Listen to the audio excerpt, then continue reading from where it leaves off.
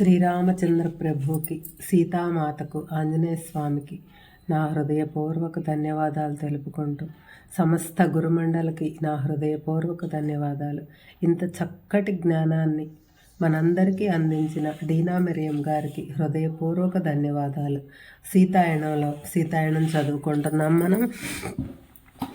మీనాక్షికి 15 సంవత్సరాల వయసులోనే వాళ్ళ నాన్న రాజప్రసారంలో అన్ని పనులు చేస్తూ ఉంటాడు. తనకేమో కష్టం అనిపిస్తుంది. ఎందుకు నాన్న ఇలా చేస్తావు అంటే, తను కోప్పడి నువ్వు వెళ్ళిపో అని అంటాడు. అంతవరకు చదువుకుంటాము. అంతలోకే ఆ అతిథి, ఇంకా ఆమె కూడా కోపంగా వెళ్ళిపోద్ది. అతిథిని కలుసుకుంటుంది అనమాట. ఆ అతిథి తను పట్టుకొని తిను ముఖం చూసి ఏం జరిగిందమ్మా అని అడిగింది.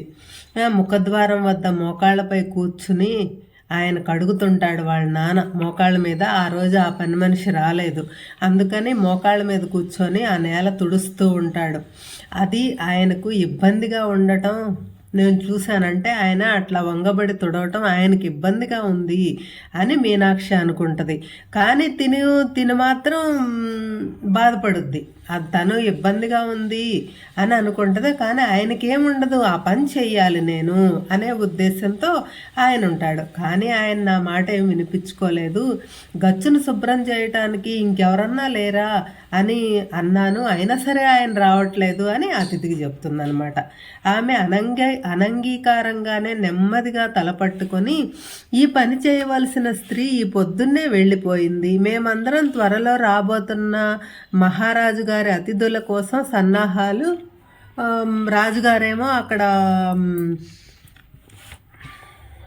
ఆశ్రమం నుంచి వస్తున్నాడు, అన్నీ నీట్గా ఉండాలి అని ఆయన చేస్తాడు. వీళ్ళందరూ రాజుగారు వస్తున్నారని అన్నీ ఎవరు చేసే పనులు వాళ్ళు చేస్తూ తీరిక లేకుండా ఉన్నాం మేమందరము. అయినా ఆయన ఇది చేసి ఉండకపోతే ఏమి, ఎవరో ఒకళ్ళని చేసేవాళ్ళం కదా, మాలో ఎవరైనా మాకెవరికన్నా చెప్తే మేము చేసేవాళ్ళం కదా, దాని గురించి నువ్వేం పట్టించుకోకు మీనాక్షి. ఇప్పుడు మీ నాన్నకు నువ్వేమి అడగమాకు. రాబోయే అతిథులకు రాజప్రసారం ఎంత అందంగా ఉండాలి అని మీ నాన్న నిశ్చయము. అందుకని ఇంకా ఆయన మనం ఎవరు చెప్పినా ఏం వినిపించుకోడు. ఆ తర్వాత మా నాన్న మా గదికి తిరిగి వచ్చినప్పుడు ఇంకా అని చెప్పి ఆ అతిథి వెళ్ళిపోయింది. ఇంకా తర్వాత వాళ్ళ నాన్న గదికి తిరిగి వచ్చినప్పుడు ఆయన అస్థిరమైన చూపులు, భారమైన శ్వాస ద్వారా ఆయన సరిగ్గా లేడని నేను గ్రహించాను. మరి కిందకి వంగబడి తుడిసేసరికి ఇంకా ఆయనకి ఆయాసం వచ్చినట్టుగా బాగలేదన్నమాట. అది తను గ్రహించింది. కానీ నేనేం మాట్లాడలేకుండా వేరే పనిలో ఉన్నట్టు నటించిందంట. ఆయన నన్ను పలకరించినప్పుడు ముక్తసరిగా మాట్లాడాను. నీతో మాట్లాడేటప్పుడు నా వైపు చూడు మీనాక్షి అని అన్నాడు. ఆయన కోపంగా అన్నాడు. నేను కళ్ళు నిండిన కళ్ళతో ఆయన వైపు తిరిగాను. నాకు నీలో కనిపిస్తున్న ఈ తిరస్కారం ఏమిటి? నేనేమి బదులు చెప్పలేదు. ఆయన ఒత్తిడి చేసినప్పుడు నేను, నాన్న, మిగిలిన వాళ్ళు మిమ్మల్ని నేల మీద ఈ విధంగా చూసినప్పుడు ఏమనుకుంటారు అన్నాను. కానీ అవి నా నోటి నుంచి వచ్చిన వెంటనే నేను అలా అని ఉండకూడదు అని అనుకున్నాను. నేను ఎప్పుడైనా నేను అన్న మాటలు వెనక్కి తీసుకోవాలి అనుకున్న సందర్భం అది ఒక్కటే. వాళ్ళు ఏమనుకుంటారా, ఇది నువ్వు పట్టించుకునే విషయం. నేను నీకు నేర్పింది ఇదా అంటే, ఎవరన్నా ఏమన్నా అనుకుంటారు అనేదా నీకు నేను నేర్పింది. మన కర్తవ్యం మనం చెయ్యాలి. జనక మహారాజు అతిథుల కోసం రాజప్రసాదాన్ని సిద్ధం చేయటంలో అవమానపడవలసిన విషయం ఏదైనా ఉందా? అది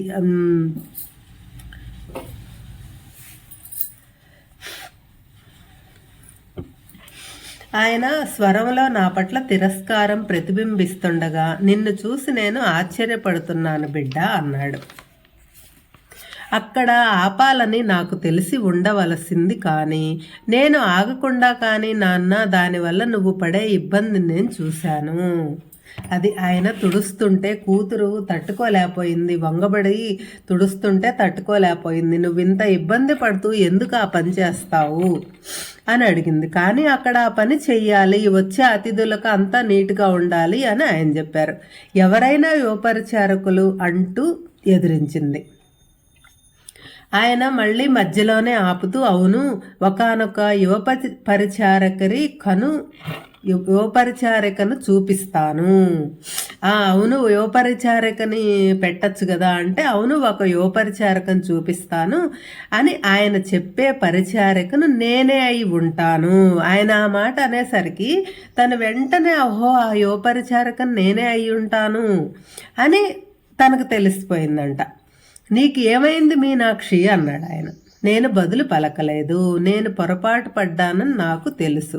కానీ నాన్న తనను నన్ను ఇద్దరిని అపహాస్యం చేశాడు. అంటే వాళ్ళ నాన్నని, నీకేమైంది, నేను చేస్తే తప్పే ఉంది, నువ్వైనా చేయొచ్చు అని అపహాస్యంగా అన్నాడంట. ఎట్టకేలకు పేలవమైన స్వరంతో, మనం బ్రాహ్మణులం కదా నాన్న అన్నాను. అది అంత మాట రాకపోయినా నిబ్బరంగా మాట తెచ్చుకొని మనం బ్రాహ్మలం కదా అనింది. అది మా నాన్నపై ఏ ప్రభువు ఆ మాట వాళ్ళ నాన్నపై ఏ ప్రభావము చూపలేదంట. ఆయన నన్ను కొట్టబోతున్నట్లుగా చేయి పైకెత్తాడు. నేను ఆయన వైపు భయంతో చూశాను. ఆయనకు అంతకుముందు ఎన్నడూ ఆ విధంగా చెయ్యలేదు. ఆయన ఒక్క క్షణం ఆగి చెయ్యి కిందకు దించాడు. తనను తాను అదుపు చేసుకున్నాడు. నేను ఆయన ముఖంలో బాధ చూడలేక ఏడుస్తూ గది బయటకు పరిగెత్తాను. మిగిలిన రోజంతా నేను గది బయటే గుబురుగా ఉన్న ఒక చెట్టు వెనక ఆయన అరిసి చేయి పైకెత్తేసరికి భయపడి గది బయటికి పరిగెత్తేసింది. గుబురుగా ఉన్న ఒక చెట్టు వెనక దాక్కుంది. చీకటి పడుతుంది, అయినా బయటికి రాలా. ఆయన నా వద్దకు రావటం చూశాను. నన్ను కోప్పట్టానికి బదులు మెల్లగా నా పక్కన కూర్చుని మృదువైన స్వరంతో ఇలా అన్నాడు. మీనాక్షి, నువ్వు ఒక విషయం అర్థం చేసుకోవాలమ్మా. నేను కోరుకుంటున్నాను, మన జీవితంలోని ప్రతి విషయంలోనూ మనకు ఆదర్శప్రాయంగా ఉండే మన మహారాజును చూడు. ఆ మహారాజుడు ఆయన ఏం పనులు చేస్తున్నాడు? పొలాలు దున్నే రైతులకు సహాయం చేస్తున్నాడు. ఆయన ఒక మహారాజు కదా. మరి నేను ఒక మహారాజును అని కూర్చోలేదు కదా. ఆ పొలాలు దున్నటానికి వాళ్ళ పొలానికి వెళ్ళి వాళ్ళ పొలం దున్నుతున్నాడు. ఆయన పల్లెలు తిరుగుతున్నాడు. ఇది నీకు తెలీదా? ఆ కొత్త నాగళ్లను ఉపయోగించటం ఎంతటి కష్టమో. మరి రాజు కదా, ఆ నాగళ్ళు పట్టుకొని వాటిని ఉపయోగించి చేయటం ఆయనకి ఎంత కష్టము. మరి ఆ విషయం నీకు తెలీదా? ఇది చెయ్యటానికి ఆయనకు బలం లేదు. అయినా సరే ఆయన పదే ఆ పనే చేస్తున్నాడు. ఆయన నిలబడి ఆదేశాలు ఇవ్వరు. ఆయన నిలబడి ఏం చెప్పడు, పని చేసేయటమే. తాను చెయ్యటం ద్వారా బోధిస్తాడు. అంటే తాను పని చేసే చూపిస్తాడు. ఇలా చేయండి, అలా చెయ్యండి అని చెప్పడు ఆయన. పొలాల్లో ఆయన చెమటలు కక్కుకుంటూ కష్టపడుతూ వ్యవసాయదారులకు దున్నటం వాళ్ళకు నేర్పటం నేను చూశాను. ఊరక ఇది సలహా ఇవ్వటం కాదు, ఆయన పని చేసేలా చూపిస్తున్నాడు. మరి ఆయన ఒక మహారాజు, ఆయన చేయదగిన పనేనా అది అని ఇంకా ఆయన చదువుతున్నాడు అనమాట. ఈ విధంగా అత్యంత గౌరవప్రదమైన పని ఏది వేరే లేదని, ఏ పనిలో కూడా తక్కువ పని అనంటూ ఏదీ లేదు అని రాజే మనకు బోధిస్తున్నాడు. అప్పుడు మనం ఎవ్వరం ఎక్కువ తక్కువ లేరు, ఎవ్వరు ఎక్కువ కాదు తక్కువ కాదు. ఆయన తన రాజ్యంలో నిరుపేదను తనకంటూ భిన్నంగా చూడడు. నిరుపేదలనైనా బాగా ఉన్న వాళ్ళని కూడా ఎవ్వరిని తక్కువ చూపు చూడడు. మన మహారాజు కేవలం నా విధులు మాత్రమే వేరైనవి అని చెప్పటం నేను ఎన్నోసార్లు విన్నాను. అంటే నా పని నా కర్తవ్యం నేను చేస్తున్నాను అని ఆయన చెప్తున్నాడు.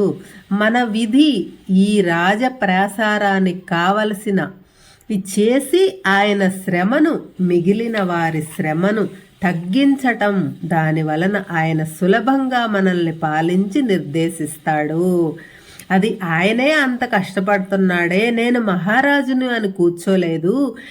మనం చేయటం ఎంత, మనకి చేతైనట్టు మనం కూడా పనిచేసి ఆయన కష్టాన్ని మనం తగ్గించటం మన పని అని చెప్పాడనమాట కూతురికి. ఈ విధంగా చేయటం నీకు చిన్నతనంగా అనిపించవచ్చు, కానీ నేను ఆనందంగా ఆ పని చేస్తాను, నువ్వు కూడా చెయ్యాలని ఆశిస్తాను అని సంతృప్తి పదం. నాన్న, నువ్వు చెప్పేది నాకు అర్థం అవుతుంది, నేను కూడా అలాగే ఉండటానికి ప్రయత్నిస్తాను, నేను కూడా ఒక ఆదర్శ పరిచారకను కానందుకు నన్ను మన్నించు, కానీ ప్రయత్నిస్తూనే ఉంటానని వాగ్దానం చేస్తున్నాను.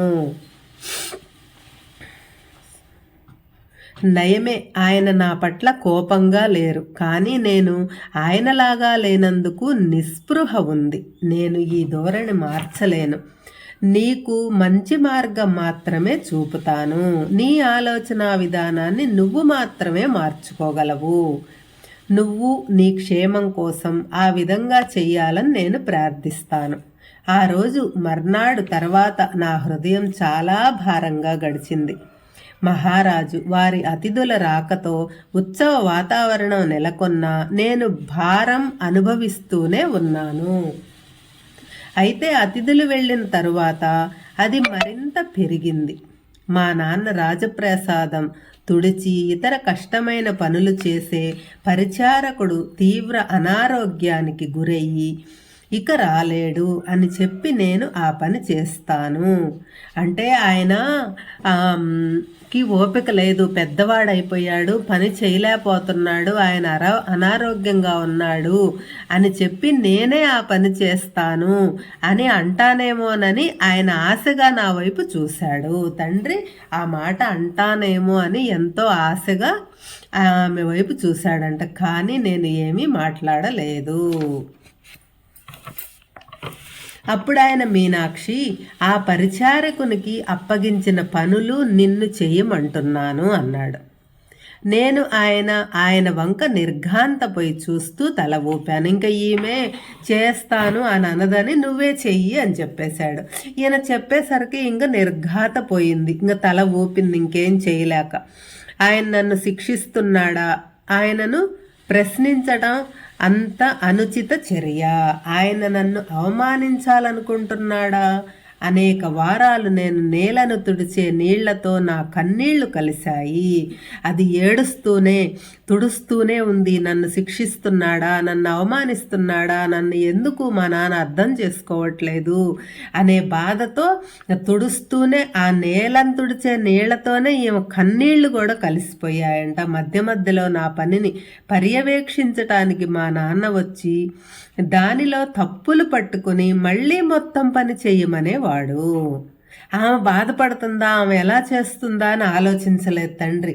కానీ అది నీట్గా చేయలేదు, మళ్ళీ చెయ్యని మళ్ళీ ఫస్ట్ నుంచి చేయించాడంట. మిగతా పని వాళ్ళు నన్ను సానుభూతితో చూడటం నాకు మరింత బాధ కలిగించింది.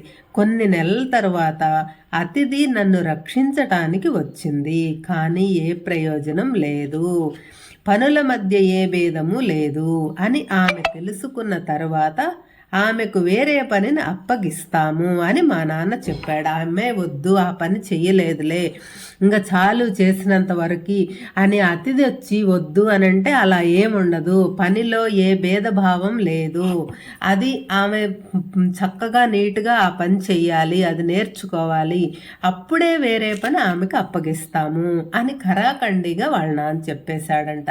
కానీ ఆమె దుర్బల శరీరంతో ఉంది, ఈ పని అనారోగ్యానికి దారి తీయచ్చు. ఆమె గట్టిగా ఉందంటే ఆమె సరిగ్గా తిండి తినక నీరసంగా ఉందన్నమాట, ఇంకా అనారోగ్యంగా ఉంటుంది. ఎందుకు అన్నా సరే ఆయన తన తల గట్టిగా పట్టుకుని, ఇది ఆమెను శిక్షించటం కాదు అతిథి, ఆమె నేర్చుకోవటం కోసమే అని చెప్పాడు. ఇది ఆమె మంచి కోసమే, బయటకు కనిపించే వాటిని గురించి ఆమె అంతగా పట్టించుకోకూడదు అన్నాడు. అది ఆమెను శిక్షించటం కోసం కాదు, ఆమె పని నేర్చుకోవాలి అంతే, ఆమె చేయాల్సిందే అని చెప్పాడు. జై శ్రీరామ్.